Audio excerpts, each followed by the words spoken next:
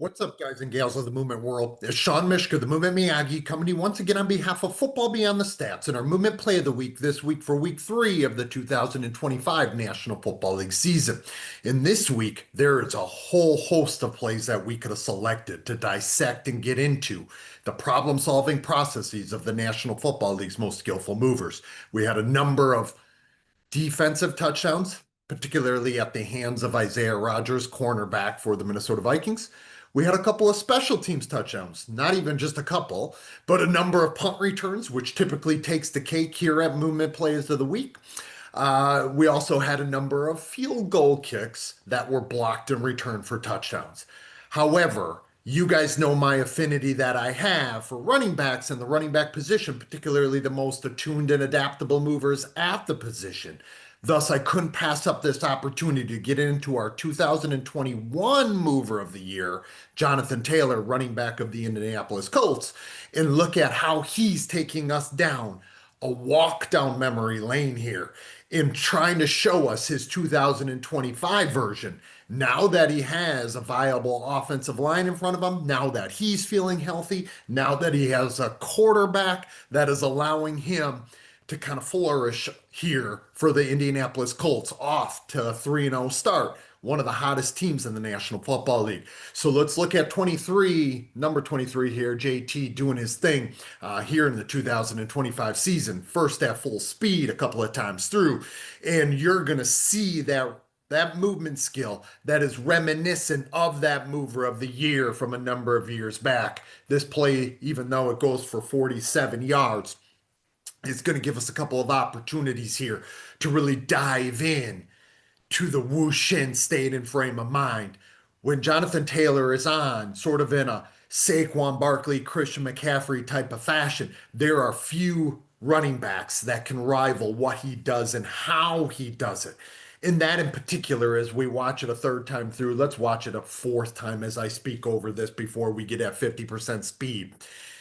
We see the attunement, the sensitivity, the awareness, but also the adaptability that flows from that when somebody is that connected at this position. And this position, just like when you're returning punts, is probably the best canvas to be able to see this type of form of life come to life. That Wuxin state of mind, remember that no-mindedness where you don't have the attachment or predisposition to move or solve problems in a certain way, but instead you interact with the movement problem that's in front of you, that unique, peculiar river that you're standing in. We're going to see some things here from Jonathan Taylor that we saw in 2021, but we haven't really seen from him. I'm stopping it right here. Let me maybe get back just a bit here because you can see when Jonathan Taylor has space to operate in, this isn't even always exactly where he shines. But what we do see in this slice and snippet is exactly what he's good at. Whether there's a lot of bodies around him, a lot of bodies in front of him, or he's one-on-one in the open field. The thing that made him our 2021 Mover of the Year was that attunement that I briefly mentioned before. If it's your first time here at our Movement Plays of the Week and our Football Beyond the Stats, that perceptual attunement relates to one's sensitivity to the most specifying and useful informational variables about the problem that's in front of us that we need to pick up, that we need to detect in order to utilize to coordinate our most functional movement actions that are to follow. And the reason why I paused this here is because we see exactly that. The first thing, if you rewind back to our Mover of the Year in that year, was his connection to interpersonal distance and how that interpersonal distance will change alongside of some of the other informational variables. So the reason I pointed out here and knowing that that him and this immediate defender are still 10-ish yards apart or so here, just a little under, of course, 9-ish, 9, maybe 8.5-ish. That interpersonal distance is obviously going to change. But the thing when Jonathan Taylor is feeling himself and not overly connected to a certain way of doing, being, and acting, he really connects to that interpersonal distance and how it changes. And at the same time, it isn't interpersonal distance alone that is going to tell him how he might be able to move. What other things are around this or related to this that obviously relates to how it is that he might be able to move. Obviously, we see here as I bubble that immediate defender, he, being Jonathan Taylor, really gets connected to posture and kinematics. And it isn't these snapshots. So interpersonal distance, I'm 8.5, 9 yards apart from him. But it's how it changes, number one. Number two, how does that guy's posture change as I myself act in different ways? Jonathan Taylor, when he's on, one of the very best in the business. So, not attached to a certain way of doing, being, and acting, but remaining open and responsive to allowing his movement behaviors to unfold based off of it. So, if I change my tempos, I change my speeds, or I run right at a guy, how does that change how he behaves and what opens up the opportunities to act from it? Then we see some things that are going to be a little less relevant, at least right now, but could be pertinent, right? The more skillful movers are likely taking interpersonal distances here as well, right? Jonathan Taylor, this was one of my criticisms or his gaps and his weaknesses, that he does get a little fixated in what lies right ahead, but also he would look beyond, particularly in a traffic situation. Here, he doesn't need to. He's already into the second level, and the defender that he's about to make miss is a third level defender. It's a defensive back. He knows that if he can do that with this guy, do that, make him miss, then likely he's off to the races, or it opens up some other things. And we know that it does here in this situation, especially when his fullback took care of that immediate threat that probably could have or maybe might have been his responsibility. So remember that Gibsonian idea of skilled perception: wider, longer, deeper, and richer. Jonathan Taylor, as good as it comes, connecting to the rich information that might be there. I want you guys to look at what's going to change in the problem solution dynamics. What does that mean? Changing states of organization on both sides, problem and solver. If you look at my hands there, right? The problem being this disposition, not just that guy, but that's what's going to be most relevant, and how Jonathan Taylor acts. Watch the two connect with one another. You see, let's not miss the forest through the trees. Finger pointing away to the moon. Let me get one beat back here. Watch Jonathan Taylor. He changes his movement behaviors to draw out movement behaviors from that defender. Okay? Does that make sense? Let's watch it again. Oops. It may seem pretty intuitively obvious, but when we look at these layers within this problem and solution dynamics, we can see how far apart they already are, right? Jonathan Taylor isn't necessarily going to get up on that defender's toes, even though he has the capability of doing that, particularly with the adaptability of not only his jump cut, but also his crossover cut, really in tight space. But when he's got this much space afforded to him, he's got this cat right here on a string, even though he's got number 37 coming from right to left into the picture as well. He's going to take care of that dude momentarily. But let's look at Jonathan Taylor breaking down here, taking it in the information, making this guy commit. And as soon as he commits, and we're going to see this from the end zone view as well, now he can make this decision. And you can see he's already in that decisive action to move from left to right at what would be about this metastable region of 3-ish yards apart. And when a guy gets 3-ish yards apart, this sort of is this interpersonal distance that creates this region where the more skillful running backs, yeah, they could do it in that tighter space, and they want to be able to have strategies and solutions to do it there. But if you get one-on-one, especially with this type of space to the right and to the left of you, it's going to be, you and that dude. And it's likely you're going to win if you have any sort of skillful repertoire at all. And he just executes that crossover cut, which doesn't look like much because of how he was able to put this dude on a string. Like, this looks like a decent enough position. Base of support is wide, center of gravity is low, shoulders are over the toes, head and nose is over the toes there as well. But because of Jonathan Taylor's attunement and how he coordinates this action, he just sidesteps them with that right to left crossover, right? And so he can then immediately move on from one local movement problem to the next. This layered problem solving that was Jonathan Taylor's kind of calling card in 2021. We didn't see it in 22, 23, and 24 because he was banged up and injured. Yeah, he's had some flashes, but it wasn't nearly what we're seeing right now or what we saw in 21.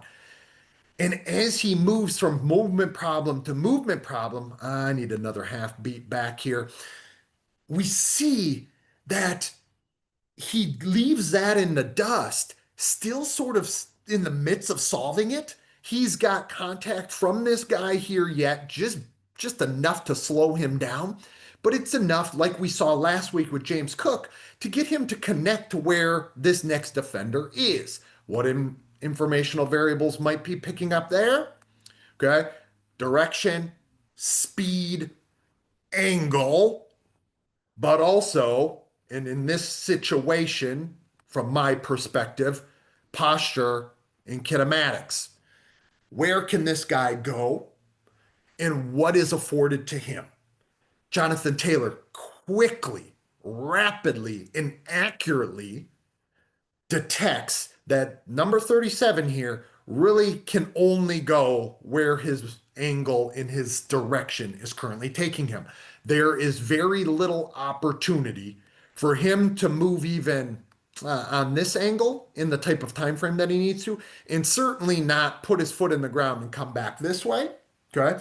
So Jonathan Taylor just knows at this moment, I got to move from left to right. I can do it in any number of ways. We've seen Jonathan Taylor here in this instance just go in maybe like a speed crossover cut type of fashion in this direction, or maybe even at that angle. As 37 tries to break down, plant his foot in the ground, he actually gets squared decently here. And this is why I feel it becomes a display and expression of this Wuxin mindset, right? Because I think Jonathan Taylor believed that 37 was going to overrun that a little bit more. But instead, he coils while remaining connected, coils that left foot in the ground, and just spins on out of it. Okay? Hopefully we can see that movement problem solving story here, especially when I pause it. Still has this dude's outstretched arms about to catch his left foot potentially. But one thing we're going to see here, just as we will when he's in the open field running away from number 42 in that third local movement problem sort of to come that we're going to feature, Jonathan Taylor's so good with haptic and touch information. What do I feel in a 360-degree periphery around me? It isn't just about what I visually can perceive and detect that lies right in front of me. And so we see that right there. Haptic and touch. He sheds that dude, 37, that is beginning to get some piece and part of him. And then we see it, like I said, with 42. We saw this so many times, guys and gals. If you don't remember it, if you weren't along for the ride back in 2021 in the 22 NFL season when Jonathan Taylor was my mover of the year, so many times in tight traffic, going from one level to the next or one movement problem to the next, Jonathan Taylor sensitively picking up haptic touch information and then therefore picking up his heels, his feet that we see him do right here. to get out of harm's way when guys typically are going to be trying to stride out and move north and south. They keep that turnover tight and close as they accelerate, tight and close to the ground, that is, and they get tripped up from behind. Not JT. JT's got that haptic and touch information connection. Okay. We see it on display a couple of times here. Pick up those knees and feet. You know you're going to get off to the races. You know you're going to be able to separate. You know you're going to be able to feel those guys. Movement problem by movement problem. Jonathan Taylor, when he's on, Wuxin, no mindedness. We see it connected. Let's watch it slow motion here. Now that we take in some of those bits of information, now that you kind of understand that movement problem solving story for Jonathan Taylor a little bit more, look at him, look over that shoulder, connect to that information, get the update wherever it is that you can find it. It isn't just visual perception right out in front of you, it's what lies around you and what is constantly being updated to you and for you that you need to pick up and connect to that will guide your movement actions to come. Really cool stuff, layered stuff here from Jonathan Taylor. Now, as it gets pointed out, I don't even think that's typically his fullback. I don't even know if the Indianapolis Colts have a fullback. That just might be their H-back, who gets that hell of a block on the backer here. That typically that's a guy that Jonathan Taylor will have to do something with and around, but 84 picks him up. Shout out to 84. Is that Tyler Warren? It could be. Rookie here. I don't know if it is actually. I haven't watched the Colts all that much just yet here early in the 2025 National Football League season. But again, we see it now with 20, with Jonathan Taylor, 28, doing his thing, connecting to the information really far ahead. We see how quickly he connects to it. I said before it was happening at, 8.5, 9. Now, when we see it from this perspective, we can't even see the defender off the screen right now. And Jonathan Taylor, again, because of this block with 84 in the backer, look at where Taylor's visual perception is already connected to. That defender is pretty far away yet, but because Taylor is that connected to the what is that perceptually attuned to the what is, he's able to take it in really, really early. And it's earlier than even I would have suspected from the sideline view. And now we can see him already changing his movement actions in relation to the what is. It changes that guy's actions, and we can see that problem-solving nature that I pointed out from before. Really cool from this view now, because even though it's still more third person, of course, because we don't have visual tracking, eye tracking glasses on Jonathan Taylor here, and we don't have a GoPro on his helmet or anything like that. We can still sort of see it from JT's perspective here. Look at the movement behaviors. Look at how it changes the behaviors of the defender. And I could watch that all day long. Let's watch it another time through, right? Because that is the nuanced stuff that you don't get, guys and gals, if you don't immerse players in the solving of alive movement problems versus defenders, and a variety of defenders at that. Get them involved, get them interacting with a variety of behaving sparring partners. Easiest way to get them to connect to the information about the what is. And as that obviously takes us sort of to the end of the play of the week today, you can see where I'm going with that. I implore you, the easiest thing to do to get players attuned and adaptable in these types of situations, these types of conditions, these types of slices and snippets of the game are opposed actions in training and practice. I mentioned it already. A variety of sparring partners. Find as many sparring partners as you can.